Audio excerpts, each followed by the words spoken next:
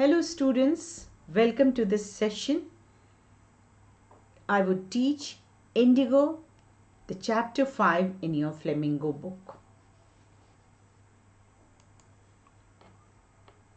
Indigo by Louis Fisher. The source book is The Life of Mahatma Gandhi. That is, this chapter Indigo is an excerpt from the book The Life of Mahatma Gandhi. Now we come to know about the journey of Mahatma Gandhi, who was a lawyer, a politician and a spiritual leader. And he is the father of the nation. Now the backdrop of the story is that it has a historical background. That is, this chapter describes the national movement, a very important national movement, which is in an extract from the book The Life of Mahatma Gandhi, and this book has been featured in the award-winning film Gandhi, which was released in 1982. The story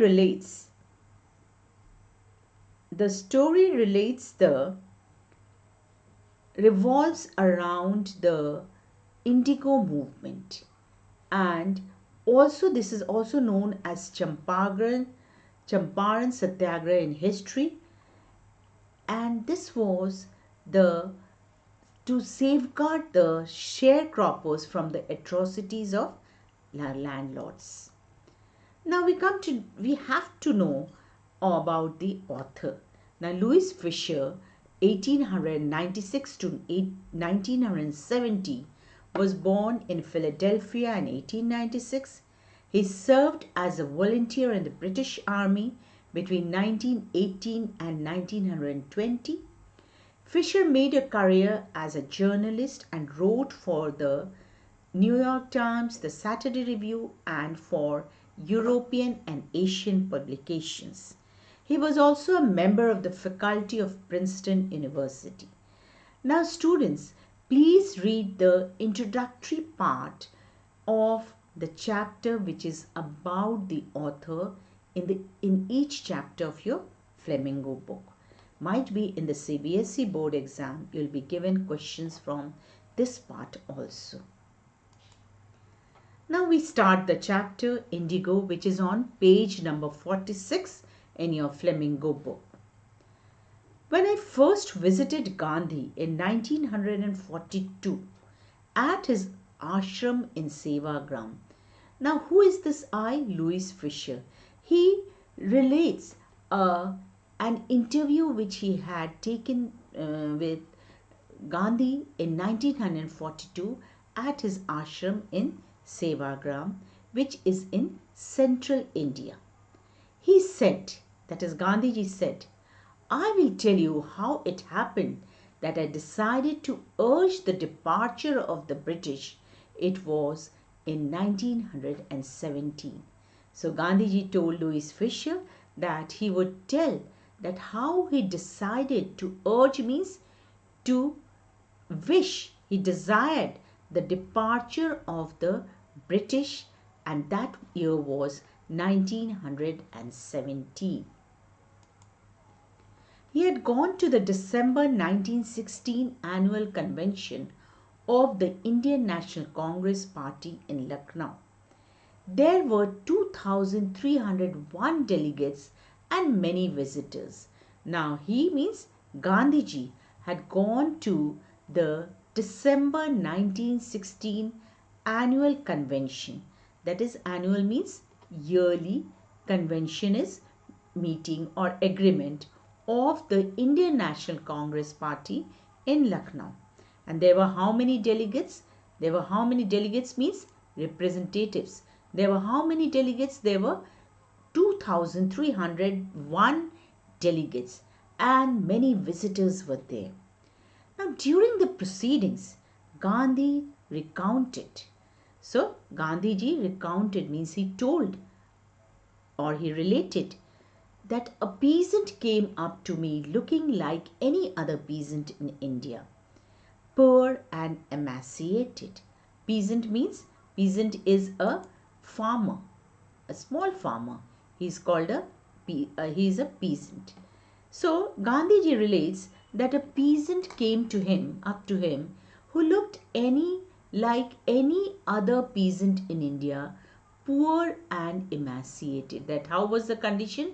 He was a poor peasant, and he was emaciated, means looked very thin and weak, and said, so the peasant said, I am Rajkumar Shukla. I am from Champaran. I want you to come to my district.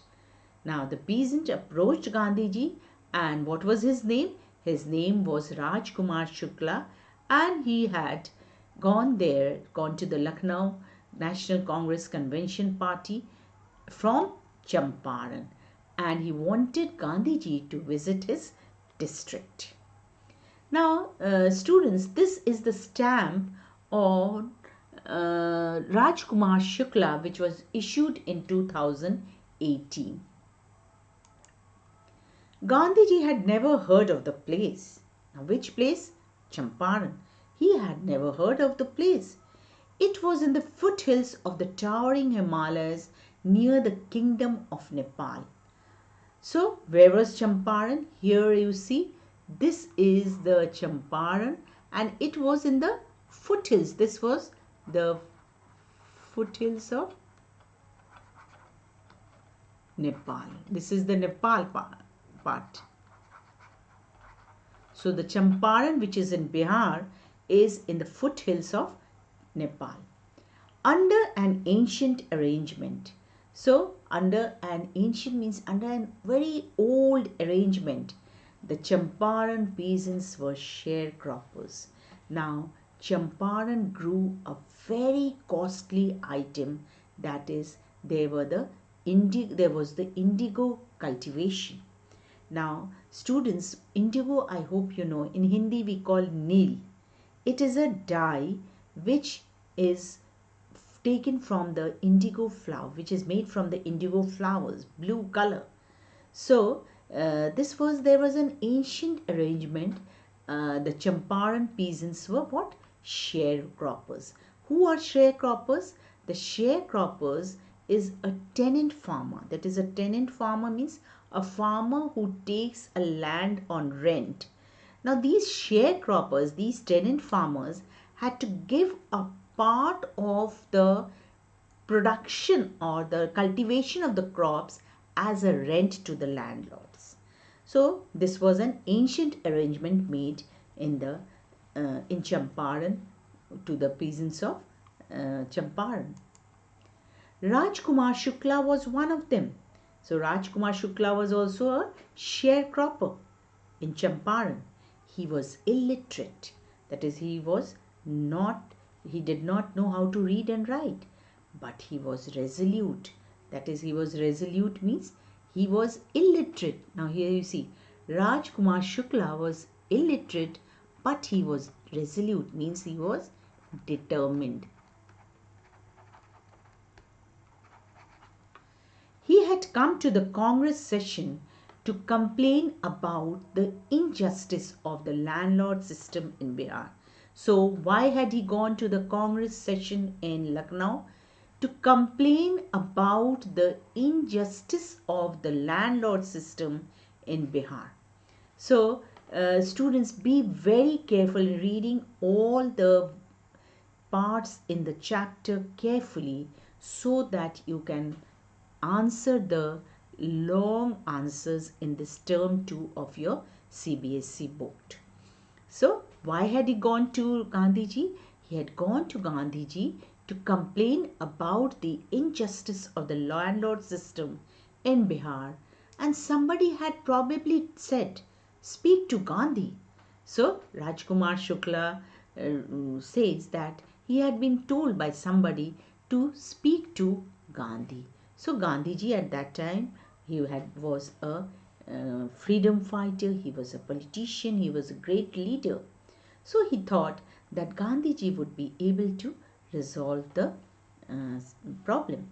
So now students, let me tell you that this Champaran movement in 1917 was the first movement of civil disobedience, and this was headed by Mahatma Gandhi, and it was a very successful movement.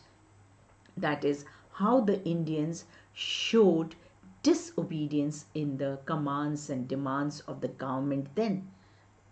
Who was the government? The British rulers. India was a colony at that time of the Britishers. Britishers ruled over India. So, Gandhiji was, Rajkumar Shukla was told that to speak to Gandhi. Gandhi told Shukla he had an appointment in Kanpur. Now, this Kanpur is the